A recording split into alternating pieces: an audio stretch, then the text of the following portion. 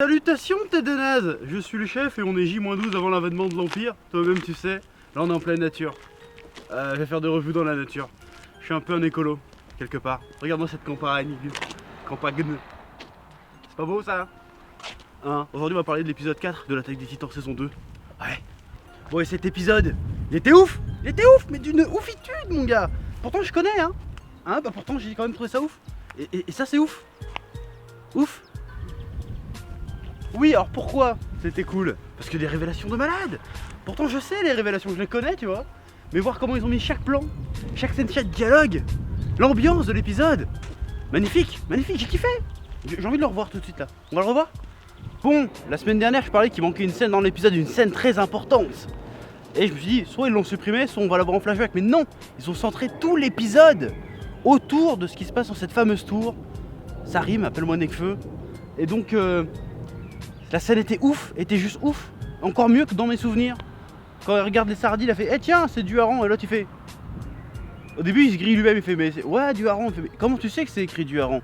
Il se dit. Et là, tu te dis ok, il y a une couille quelque part. On est tellement pas dans les bails. Bon, moi je sais parce que je connais le manga donc je savais. Mais ça reste quand même passionnant. Ouais. En fait, ce qui est ouf dans cet épisode, si tu veux, c'est que au début, t'as de la suspicion sur certains personnages. Mais en fait, vite fait, la suspicion change de camp. Tu suspectes encore d'autres personnes, puis ça revient sur les autres personnes. Il y a de la suspicion partout. Tu sais pas à qui te fier dans cet épisode. Et c'est ça qui est impressionnant. C'est ça qu'il y a un suspense, il y a un retournement de situation, une tension palpable en dehors des titans. Il n'y a pas que les titans comme menace, il y a aussi à l'intérieur. On se demande qui est qui joue vrai dans le truc, si tu vois ce que je veux dire, ou pas. Ouais.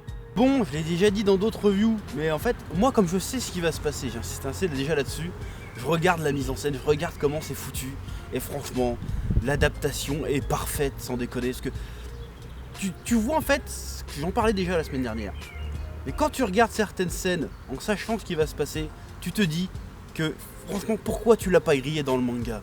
C'est trop chelou. Bon, cet épisode c'est un petit peu plus explicite, parce que tu vois qu'il y a des non-dits, il y a des tournements de conversion. Quand Connie il dit putain le titan c'est bizarre, il ressemble à ma mère, hein, ça va vous paraître dingue. Et tu vois qu'il y en a deux autres qui font putain oh merde, il est en train de mettre le doigt sur quelque chose. Et tout d'un coup t'as Ymir qui arrive et qui fait ah mais t'es complètement con, ce n'est pas possible, pour se foutre de sa gueule. Et là tu te dis merde, la suspicion qu'on avait sur deux personnages, elle retombe sur un troisième personnage qu'on s'y attendait pas. Et c'est beau, je trouve ça stylé, si tu vois qu'est-ce que je veux dire. Oui ou pas? Dis pas que c'est sa mère, parce que même dans le manga on le sait pas vraiment si c'est sa mère ou pas en fait. Mais tu sens que quand il dit ça, à chaque fois ça crée un malaise vis-à-vis de certains personnages. T'as l'impression qu'il pose le doigt sur un vrai problème. Et à chaque fois on essaye de détourner l'intention par rapport à ce problème-là, au questionnement qu'il a. Et du coup, quand tu regardais l'épisode d'avant, finalement t'avais des soupçons sur certains personnages. Et ce que je t'essaie de t'expliquer, c'est que dans cet épisode-là, le soupçon se retourne sur d'autres personnages qui n'ont rien à voir. Est-ce que tu vois ce que je veux dire? Le suspense n'est pas forcément là où on l'attend. Si tu vois ce que je veux dire. Ouais.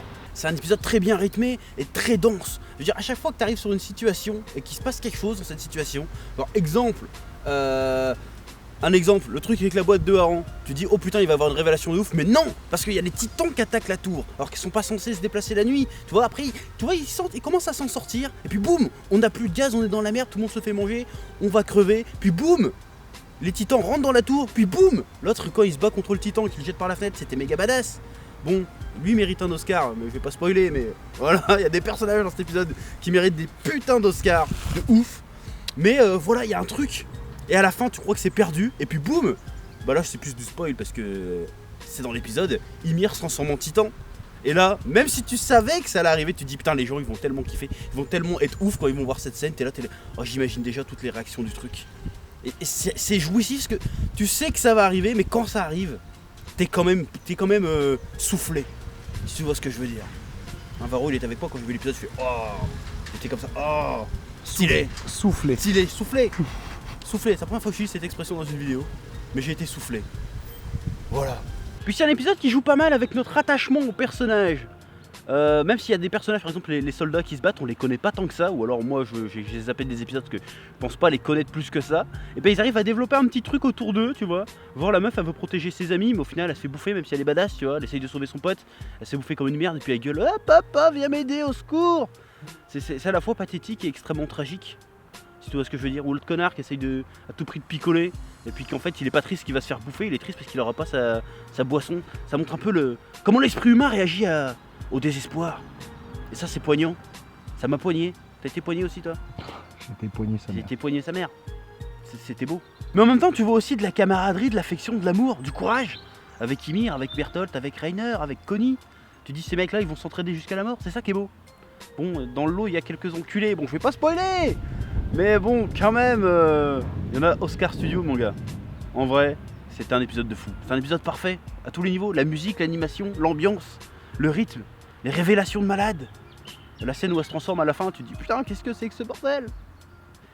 C'était trop beau et j'ai trop hâte au prochain. Mais bon, depuis le début des reviews, je te parle de méga grosses révélations qui vont arriver.